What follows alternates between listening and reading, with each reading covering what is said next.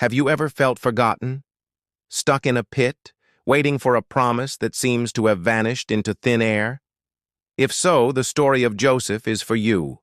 Last time we left Joseph, betrayed by his brothers and falsely accused, languishing in an Egyptian prison. But even in the darkest of places, Joseph's character and faith shone brightly. He was so trustworthy that the prison warden put him in charge of all the other prisoners. One day, two new inmates arrived, Pharaoh's chief cupbearer and chief baker. They had both offended the king and were thrown into the same prison as Joseph. One morning, Joseph noticed they both looked dejected. "Why the long faces today?" he asked. They told him they'd each had a dream, but had no one to interpret it. Joseph, ever pointing to God, said, "Do not interpretations belong to God? Tell me your dreams." The cupbearer went first. He dreamt of a vine with 3 branches that budded, blossomed, and produced ripe grapes. He took the grapes, squeezed them into Pharaoh's cup, and placed the cup in Pharaoh's hand. Joseph's interpretation was swift and full of hope.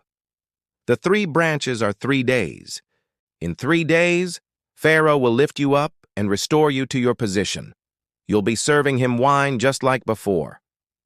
Then Joseph made a simple, heartfelt plea.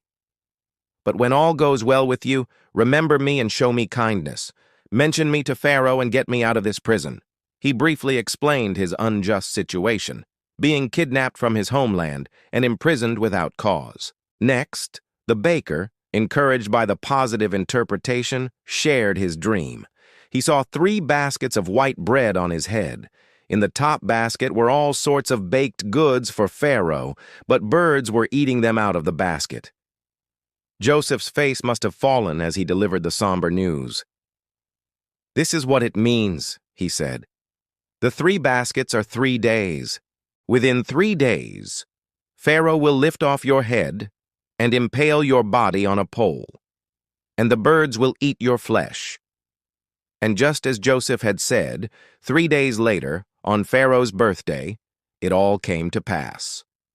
The chief cupbearer was restored to his post, serving wine to the king once more. The chief baker was executed. But what about Joseph?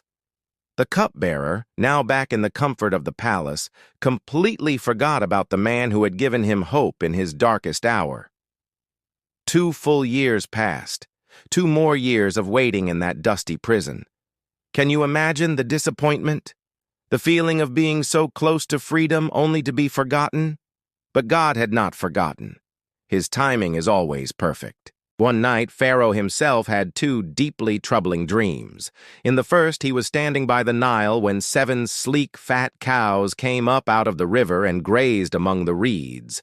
After them, 7 ugly, gaunt cows came up and ate the fat ones. Pharaoh woke up but fell asleep again and had a second dream. He saw 7 heads of grain, healthy and good, growing on a single stalk.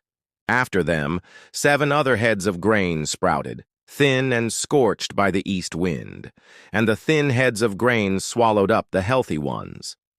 In the morning, Pharaoh was deeply disturbed. He summoned all the magicians and wise men of Egypt, but none could tell him what the dreams meant. It was then, and only then, that the chief cupbearer's memory was jogged. "Today I remember my failings," he said to Pharaoh. He told the king all about the young Hebrew man in prison who had perfectly interpreted his dream, and the baker's dream 2 years prior. Pharaoh didn't waste a second. He sent for Joseph immediately. They rushed him out of the dungeon, had him shave and change his clothes, and brought him before the most powerful man in the world. Pharaoh said to Joseph, "I had a dream and no one can interpret it. But I have heard it said of you that when you hear a dream, you can interpret it." Look at Joseph's response. No ego, no "I told you so." Just pure humility and faith. "I cannot do it," Joseph replied to Pharaoh, "but God will give Pharaoh the answer he desires." After hearing the dreams, Joseph explained that God was showing Pharaoh what he was about to do. The 2 dreams were one and the same. The 7 good cows and 7 good heads of grain represented 7 years of great abundance throughout Egypt. But the 7 gaunt cows and scorched heads of grain represented 7 years of famine that would follow, so severe it would make everyone forget the abundance. But Joseph didn't stop at the interpretation. He offered a solution. He advised Pharaoh to find a discerning and wise man and put him in charge of the land. This man should appoint commissioners to collect 1/5 of the harvest during the 7 years of plenty and store it in cities as a reserve against the 7 years of famine. The plan seemed brilliant to Pharaoh and all his officials. And who better to carry it out than the man who received the wisdom from God? Pharaoh looked at Joseph and said, "Can we find anyone like this man, one in whom is the Spirit of God?" He turned to Joseph and declared, "Since God has made all this known to you, there is no one so discerning and wise as you. You shall be in charge of my palace, and all my people are to submit to your orders. Only with respect to the throne will I be greater than you." In a single moment, Joseph went from prisoner to prime minister, from the pit to the palace. Pharaoh gave him his signet ring, dressed him in fine linen, put a gold chain around his neck, and had him ride in a chariot as his second in command. God had taken everything the enemy meant for evil and turned it for good, not just for Joseph, but for the salvation of an entire nation and ultimately the world. Joseph's story is a powerful reminder that even when we feel forgotten, God is working behind the scenes. His plans are bigger than our problems, and his timing is always perfect. So if you're in a waiting period right now, hold on. Trust that God hasn't forgotten you.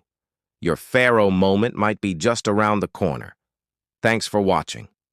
If this story encouraged you, please hit that like button, subscribe for more, and share it with someone who might need to hear it today.